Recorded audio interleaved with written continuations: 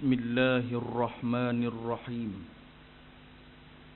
Assalamualaikum warahmatullahi wabarakatuh.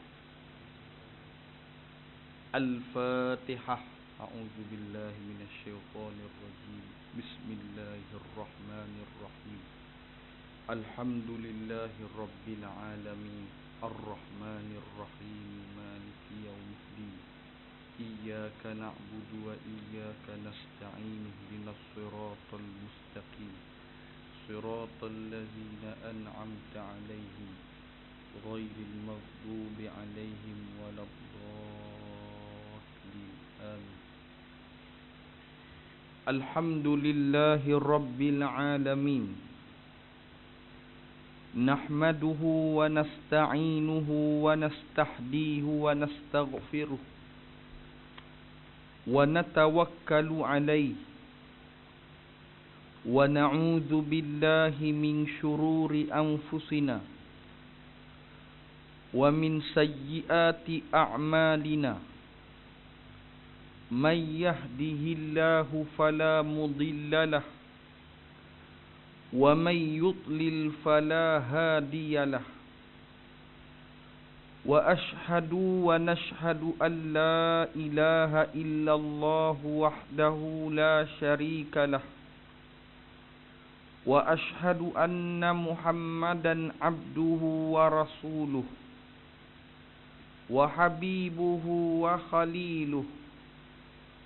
Allahumma salli wa sallim wa barik ala Muhammad kama sallaita wa sallamta wa barakta ala Ibrahim wa ala ali Ibrahim fil alamin innaka Hamidum Majid. Qala rabbi shrah li sadri wa yassir li amri wahlul 'uqdatam min lisani yafqahu qawli. Allahumma faqihna fid din wa 'allimna ta'wil wa fahman nabiyyin wa ilhamal malaikatil muqarrabin. Allahumma rabbi yassir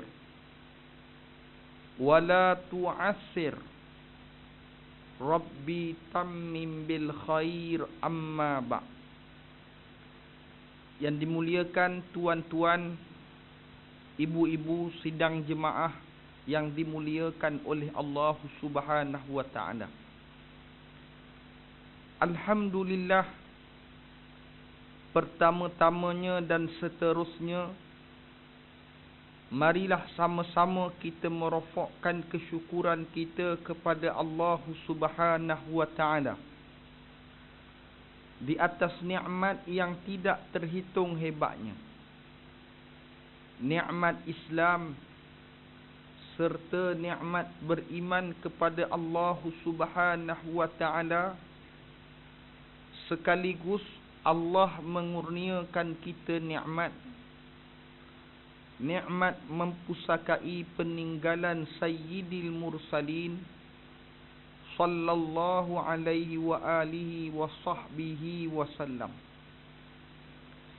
Alhamdulillah, pada hari ini kita sudah masuk pada 1 Rejab, yang mana bulan Rejab ini bulan yang dipanggil Asy-Syahrur Rajab wa Syahrut Tazkiyah.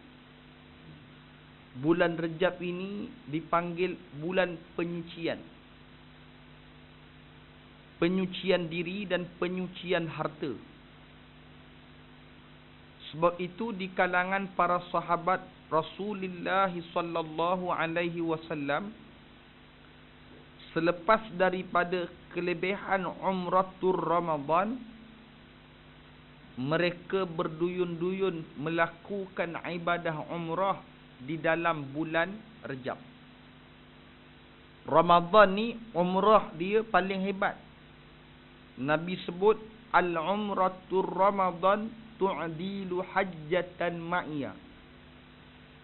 Sekali Sesiapa yang mengerjakan umrah di dalam bulan Ramadan, maka pahala dia seumpama mengerjakan haji bersama aku, kata Nabi. Selepas daripada kelebihan pahala umrah Ramadan, maka pahala yang paling hebat itulah umrah di dalam bulan Rajab, yang dipanggil Asy-Syahrul Rajab wa Syahrut Tazkiyah. Bulan Rajab dipanggil bulan penyucian. Memang bulan Ramadan itu kita diwajibkan mengeluarkan zakat fitrah. Tetapi zakat harta itu seafdalnya dikeluarkan di dalam bulan Rajab. Menyatakan Rajab ini dipanggil bulan penyucian.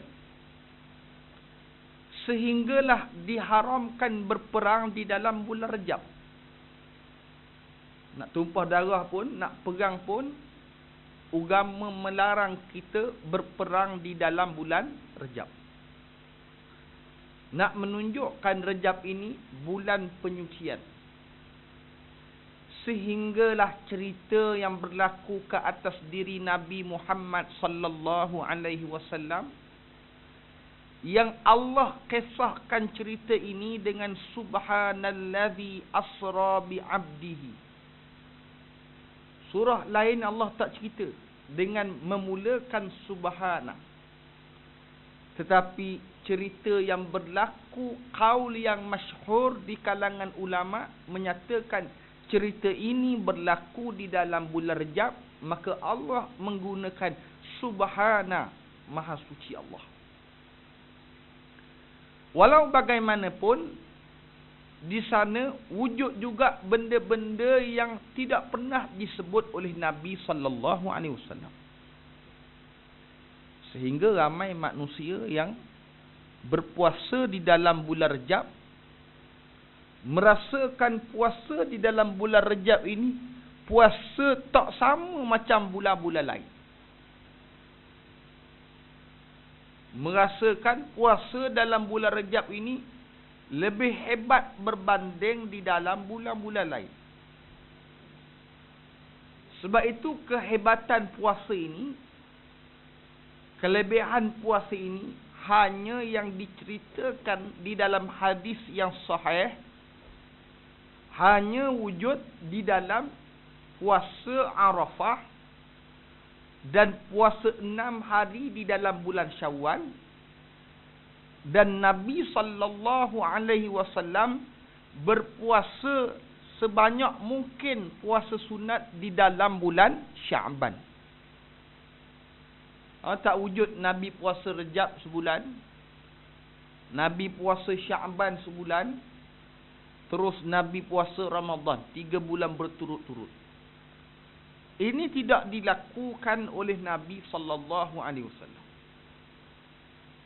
Tetapi perkara ini dilakukan oleh ulama-ulama sufiyin. Ulama-ulama sufi. Bukanlah bertujuan mereka nak beramal sedemikian untuk melebihi amalan itu daripada Nabi sallallahu alaihi wasallam. Tetapi mereka beramal dengan bertujuan lemahnya diri mereka untuk berhadapan dengan bulan Ramadan. Maka mereka bertatih daripada Rejab, kemudian Sya'ban, lalu terus masuk ke dalam bulan Ramadan. Tetapi di sana juga ada di kalangan ulama yang membantah. Ada ulama yang membantah. Mengapa membantah? Kerana tidak mahu mewujudkan perkara-perkara, amalan-amalan yang melebihi daripada Nabi sallallahu alaihi wasallam. Tak nak lebih. Nabi sembahyang duha 8 rakaat. Walaupun sembahyang duha paling banyak 12, afdal 8, tiba-tiba kita rajin nak buat 50 rakaat. Tak boleh. Tak nak lebih daripada Nabi. Nabi SAW buat ba'diyah zuhur 4 rakaat. Dia baru pencen, dia hentam 12 rakaat. Sebab masa dia banyak, dia kata. Tak boleh. Mengapa? Kerana di sana wujud amalan-amalan yang melebihi daripada Nabi Muhammad SAW. Jadi di sana ada pandangan yang mengatakan boleh dengan sebab, dan ada yang mengatakan tak boleh pun ada sebab. Maka kedua-duanya kita mesti meraihkan, mesti kita menghormati. Cuma yang tak betul, kenapa puasa 3 bulan? Nabi buat. Ini tak betul. Ini menipu ke atas Nabi SAW. Man kaziba alayya muta'ammidan falyatabawwa faq'adahu minan nar. Man kaziba alayya, kata Nabi. Sesiapa yang menipu ke atas Nabi SAW. Nabi tak sebut, dia kata Nabi sebut. Nabi tak buat, dia kata Nabi buat. Nabi tak lakukan, dia kata Nabi laku. Kaziba alayya muta'ammidan falyatabawwa, maka menempah api neraka. Faq'adahu minan nar, maka dialah menempah daripada api neraka. Soalnya nak buat, buatlah. Tetapi buatlah dengan atas jalan ilmu. Bukan buat, orang tu buat, saya pun buat. Maaf saya sebut, sedikit perkongsian. Seumpama orang dia suka ikut orang.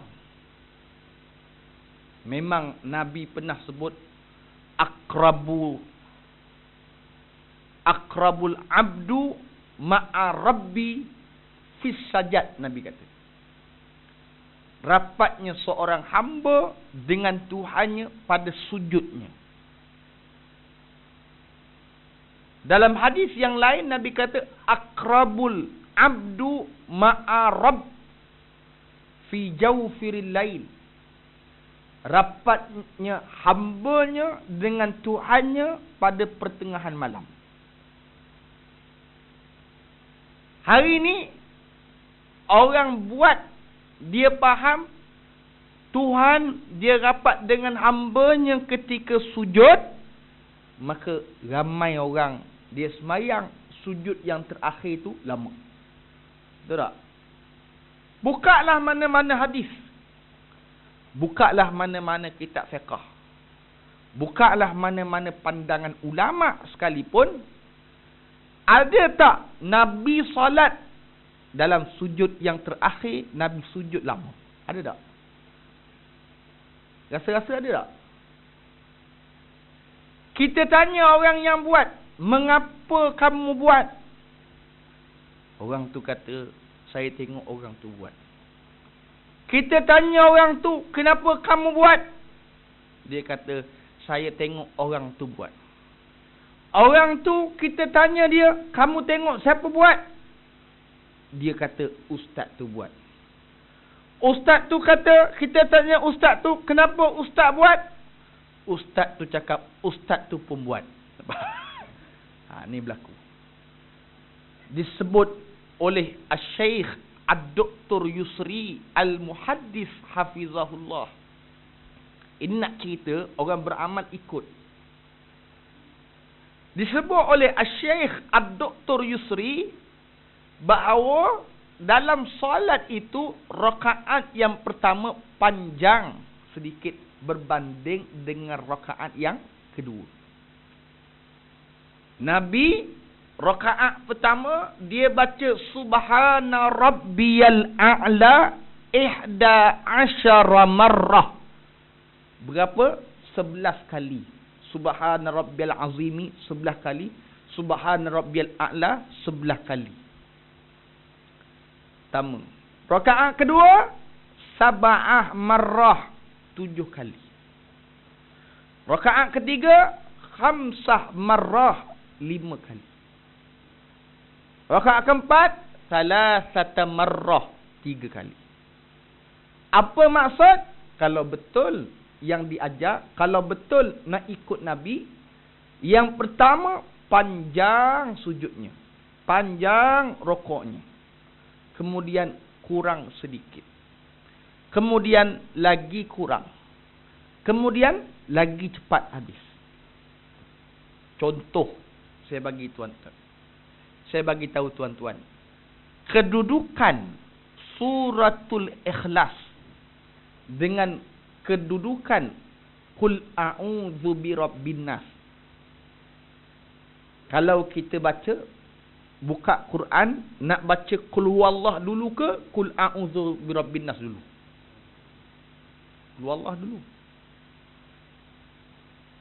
Kalau kita semayang, kita nak baca Qul huwallah dulu ke nak baca Qul a'udzu birabbin nas dulu? Qul a'udzu birabbin nas.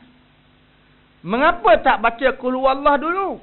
Sedangkan di dalam Quran Qul huwallah dulu. Maka ulama menyatakan di sana Qul a'udzu birabbin nas ayatnya lebih panjang berbanding dengan Qul huwallah. Maka makruh rakaat yang pertama kita membaca pendek dan rakaat yang kedua kita membaca panjang. Nampak tak? Apa mafhum mukhalafah di sini?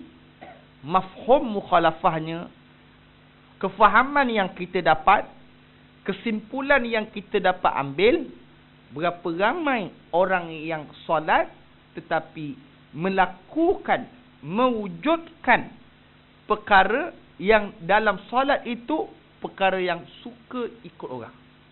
Apa dia? Sujud yang terakhirlah lama. Saya pergi mana-mana, imam dah tahiyat akhir, dia sujud lagi. Imam dah asyhadu alla ilaha illallah, dia sujud lagi. Imam bagi salam, baru dia duduk tahiyat akhir, maka hukum dia batal sembahyang. Mengapa lakukan sedemikian?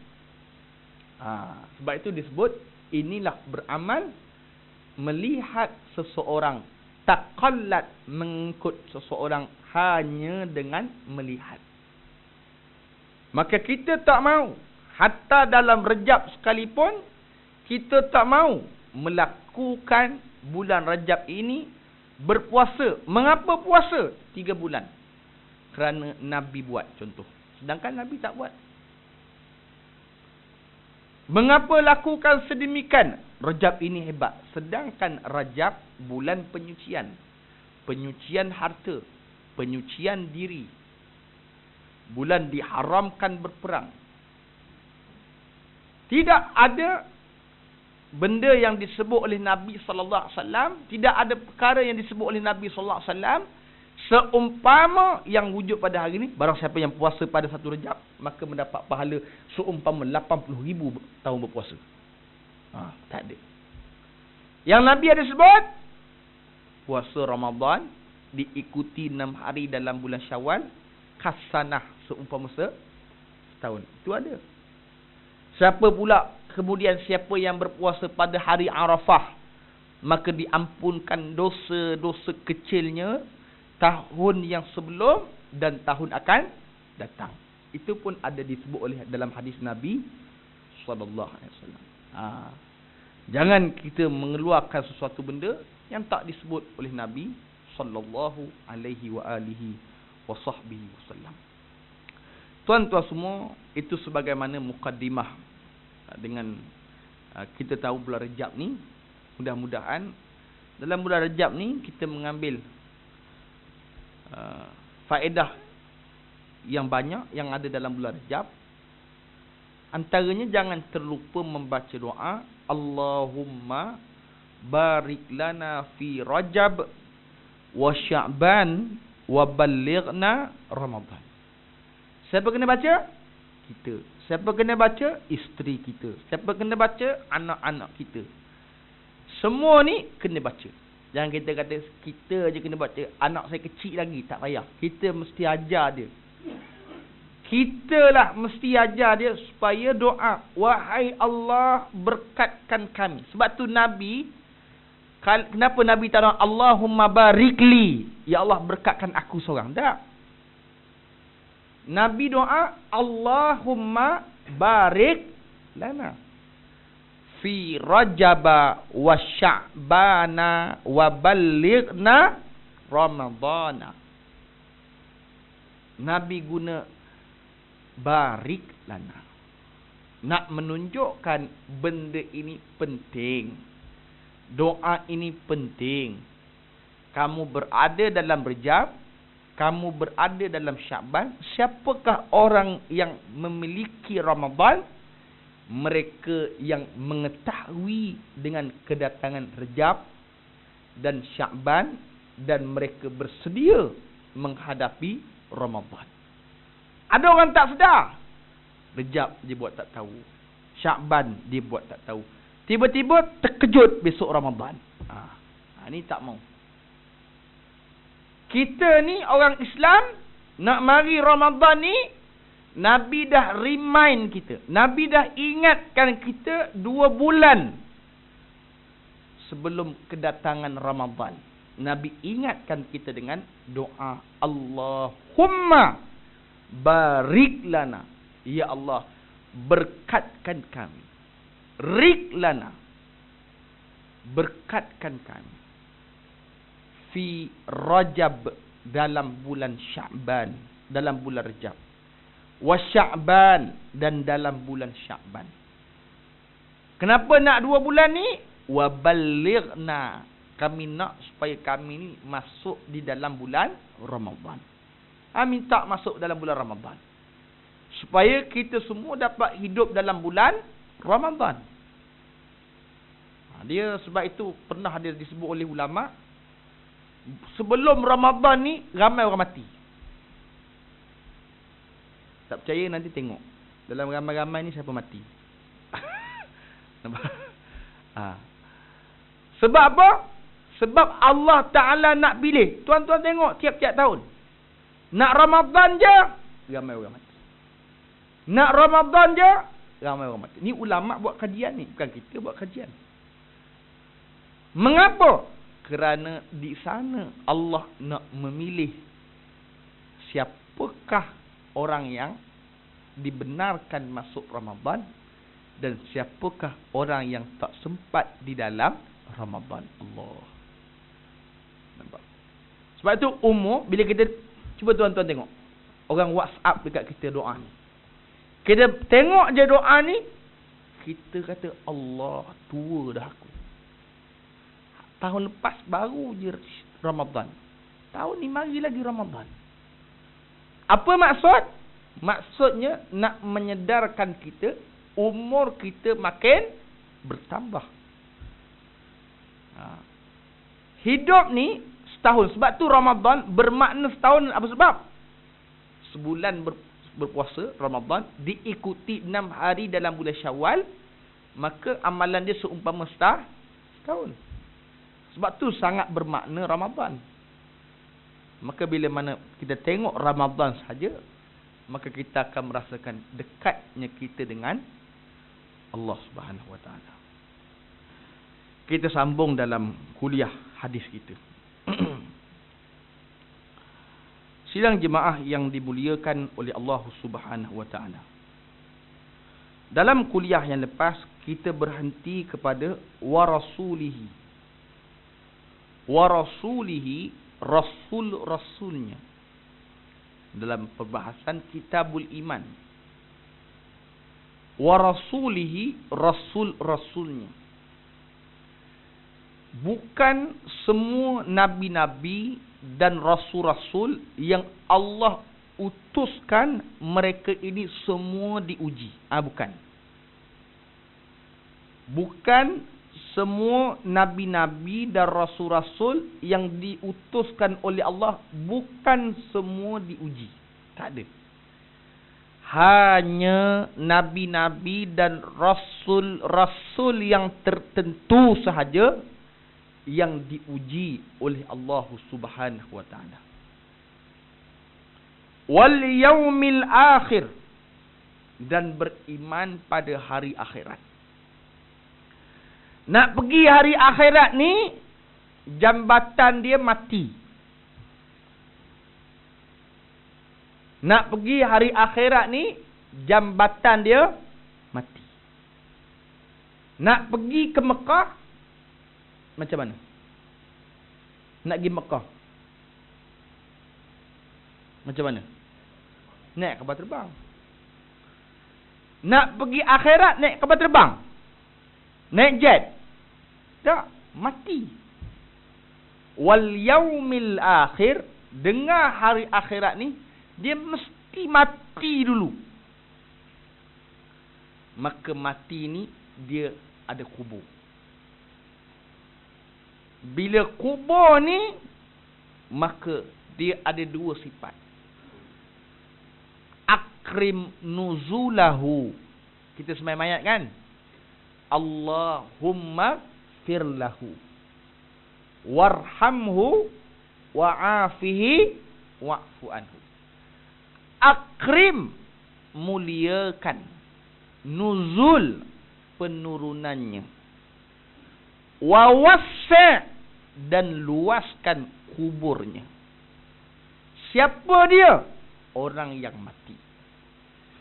Sebab itu, bila ada orang mati, kita dengar orang soleh mati, kita mesti pergi. Kita pergi dengan berniat fasyafa'ah. Kita nak tolong dia. Dekat mahsyar, kita tak boleh tolong dia dah. Kita tak boleh bantu dia dah. Yang boleh bantu dia, anak pinak dia je. Kita boleh bantu dia, bantuan yang terakhir yang kita boleh bantu dia ialah solat jenazah. Tetapi 3 jenazah yang tidak disolatkan ke atas Nabi sallallahu alaihi wasallam. Nabi tak solat jenazah 3 orang. 1, jenazah orang munafik. Nabi tak semayang. Munafik.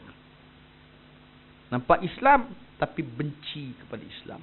Panggil munafik. Nabi tak solat jenazah dia. 2, Nabi tak solat jenazah ke atas orang yang membunuh diri. Tak. Sebab tu orang bunuh diri, imam ataupun pemimpin ataupun orang yang berpengaruh, tak dibenarkan solat jenazah ke atas orang yang bunuh diri. Yang tak boleh. Nak sembahyang berjemaah, solat jenazah orang bunuh diri pun tak boleh. Habis nak sembahyang macam mana? Sembahyang seorang-seorang. Seorang datang, seorang pergi. Seorang datang, seorang pergi. Seorang datang, seorang pergi. Mengapa? Nak menunjukkan jenazah ini jenazah yang bermasalah.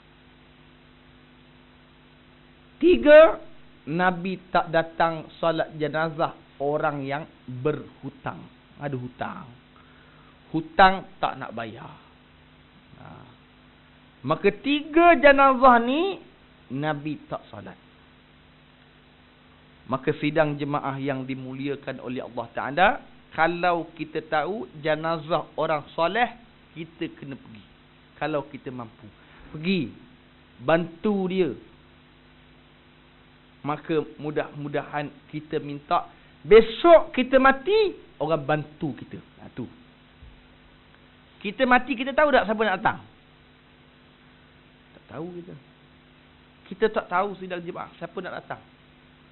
Kita tengok ramainya orang mari solat jenazah dia. Tapi kita tahu tak besok kita mati siapa nak datang? Tak tahu. Siapa nak bantu kita? Maka sidang jemaah yang dimuliakan oleh Allah Ta'ala, wal yaumil akhir, jambatan ialah kubur. Kubur ni dia boleh hebat dengan adanya Quran ketika hidup. Sebab tu bila mana kita habis je Quran, kita disuruh berdoa, warzuqna tilawatahu ana al-laili. Betul tak? Doa tak ni?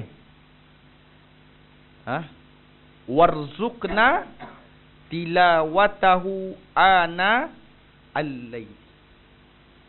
Maksudnya, ya Allah, rezkikan, warzuqna, rezekikan kepada kami tilawatahu, supaya kami ni boleh bacanya. Bila? Ana al-laili, di akhir malam. Sebab itu bacaan Quran yang paling hebat Allah sebut innal fajri kana mashhuda. Sebaik-baik bacaan Quran ialah Quran yang dibaca di akhir malam.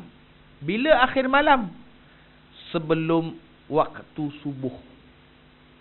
Maka Quran ni akan menjadi peneman kita di dalam kubur. Benar buat tak baca Quran sebelum subuh? Cuba tuan-tuan. Walaupun semuka sekalipun. Cuba. Walaupun semuka. Tak apa. Yang penting ada aset kita besok dalam kubur. Yang bimbangnya tak baca terus. Tak baca terus, dia letih. Nampak? Maka Quran ni dia mesti baca. Yaumil akhir, orang yang mula-mula dibangkitkan di mahsyar ialah Nabi Muhammad sallallahu alaihi wasallam. Hari akhirat ni orang mula-mula bangkit Nabi. Nabi sebut ana awwalu bu'ithu fi yaumil mahsyar. Akulah orang yang mula-mula dibangkitkan di padang mahsyar.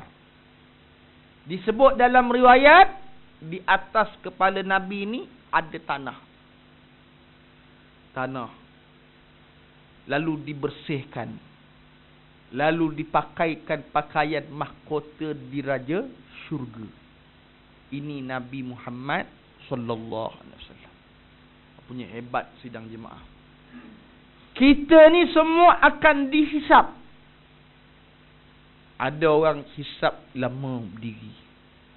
Nabi sebut orang yang berdiri sekejap ialah orang yang lama berdiri di dalam solat. Semayang berdiri lama. Bukan Tok Imam lama dia komplain. Ni Tok Imam lama sembahyang subuh. Imam baca rakaat pertama Al-Mulk, kedua Mudaththir contoh. Satu rakaat satu surah, dua rakaat dua surah. Habis sembahyang komplain. Apa bunyi imam sembahyang subuh? Lama baca ni. Komplain. Pergi masuk Giant tak ada pula komplain. Masuk Giant 2 jam tak apa. Sembahyang baru tak sampai setengah jam dah komplain. Ni macam mana? Sejauh mana iman kita? Tuan-tuan baca dalam riwayat. Nabi jadi imam solat subuh, satu rakaat 60 ayat. Dua rakaat 120 ayat. Baqarah ni ada 284 ayat. 284 ayat termasuk juzuk yang ketiga. Maksudnya Nabi dia jadi imam salat subuh, hampir sejuzuk Nabi membaca Quran. Kalau sembahyang kita komplain tak? Dua surah tadi saya sebut, Al-Mulk dengan Mudaththir, sampai tak setengah juzuk? Tak sampai pun. Baru dua makhraj ni baru dua lay lebih kurang. 2 lay setengah. Itu pun hari ni orang komplain. Maka sidang jemaah yang dimuliakan oleh Allah Subhanahu wa taala. Maka orang yang hisab yang ringan antaranya mereka yang kuat berdiri dalam salat. Antaranya Abu Bakar As-Siddiq radhiyallahu anhu. Abu Bakar ni Allah berkatkan masa dia. Dia salat tahajud, saya pernah sebut kepada tuan-tuan, Abu Bakar ni salat tahajud disebut dalam riwayat 1 rakaat 15 juzuk Al-Quran. 2 rakaat sudah dikhatamkan Quran. Lalu orang membahas Macam mana Abu Bakar boleh baca sampai 30 juzuk? Sedangkan dia hanya solat separuh daripada malam. Maka ketahuilah Allah memberkatkan masanya. Ini penting berkat masa. Ada orang umur 50 tapi tak sembahyang. Ada orang umur 50, alhamdulillah. Ada orang umur 50 Quran tak reti baca. Ada orang umur 15 dah hafiz Quran. Mengapa? Orang yang 50 tahun tadi Quran tak reti baca, kata ulama Allah tidak memberkatkan masanya. Berbanding dengan budak yang umur 15 tahun yang sudah hafiz Quran, maka Allah memberkatkan masanya. Itu masa tu. Selain minta umur panjang, ya Allah berkatkan umurku. Berkatkan umur ni maksudnya masa yang ada itu diisi. Bukan berlalu begitu sahaja. Wa na'udzubillahi min zalik. Maka wal yaumil akhir, beriman pada hari akhirat ialah orang yang beriman pada hari akhirat, maka dia akan berada pada hari yang kita ketahui, hari yang boleh, yang hanya orang yang boleh beri syafaat ialah Nabi Muhammad sallallahu alaihi wasallam. Hari itu ada 3 syafaat. 1 syafaat Nabi, 2 syafaat Quran, 3 syafaat sedekah. Asas syafaat Nabi, syafaat Quran, syafaat sedekah. Syafaat Nabi, syafaat Quran, syafaat sedekah. Saya pernah cerita dengan tuan-tuan, syarat nak dapat syafaat Quran, sebelum mati, kata Syekh Hasan Ali An-Nadawi, seorang ulama India, ulama hadis, dia sebut paling kurang sebelum mati dia mesti mengkhatamkan 40 kali Al-Quran. Barulah dia ni ada harapan nak dapat syafaatul Quran. Cuma tu kadang-kadang kita dengar, walau bagaimanapun bukanlah seseorang itu masuk syurga kerana amalannya. Itu kena faham. Tetapi seseorang itu masuk syurga kerana rahmat Allah Subhanahu wa taala. Jangan fikir aku dah 40 kali khatam confirm masuk syurga. Salah besarlah orang tu. Nampak? Masalah besar. Jadi membuat sesuatu amalan itu di atas tuntutan agama. Tapi ketahuilah masuk syurga atas rahmat Allah Subhanahu wa taala. Syafaatul Quran, kemudian syafaatus sedekah, bersedekah. Kemudian lalu kita pun pergi ke Bi'rul Kausar. Inna a'tayna kal kausar. Bi'rul Kausar ni saya pernah bagi tahu tuan-tuan, tapak dia di Masjid Nabawi sallallahu alaihi wasallam. Tapak dia dekat mimbar Masjid Nabawi sallallahu alaihi wasallam. Nabi sebut ini mimbar besok akan jadi tapak telaga Kausar. Maka kita ke Madinah, kita minta ya Allah dengan sebab janji Nabi sallallahu alaihi wasallam ni, besok jemput aku, keluarga aku, anak isteri aku, mak ayah aku, mari tempat ni, telaga Kausar, Bi'rul Kausar, untuk minum air telaga Kausar. Dan lalu ke tiang sirat, dan orang yang mula-mula lalu ke tiang sirat ialah Nabi Muhammad sallallahu alaihi wasallam. Semua nabi tak berani lalu melainkan Nabi sallallahu alaihi wasallam. Semua nabi dia melihat nabi lalu, dia hanya mengucapkan fasallimu salim, fasallimu salim, fasallimu salim. Maka sejahteralah, sejahteralah, sejahteralah, sejahteralah. Mengapa? Kerana mereka memikirkan nasib masing-masing. Tak berani. Maka yang berani ialah Nabi Muhammad sallallahu alaihi wasallam. Itu wal yaumil akhir.